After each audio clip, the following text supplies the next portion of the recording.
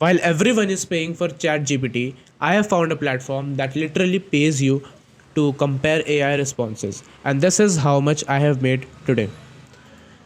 As you can see, I have made 5,453 Yup credits. If you come to the site called as yupp.ai, here you can see this beautiful interface. Since we have got a sample prompt, I will click on it and hit on send. Now wait for the response and it will give you different results. Okay, so here we have got a Quark response and a GPT-5 response. So let's compare both of them. It gives me the correct answer and it is explaining why it is a correct answer.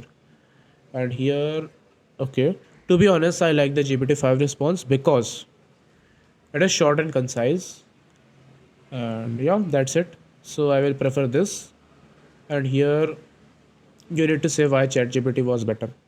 So it was fast and on target. And why was Quark not good? I can say too long, not detailed, and slow. And let's send the feedback. Here I have got the credit. Just you need to scratch it. Okay, I've got 246 more points, and here it gets added. Now you can do the same thing. Make your habit to do this every single day, and basically you are getting paid for testing prompts, which is good, and this will improve your prompt enhancing skills as well.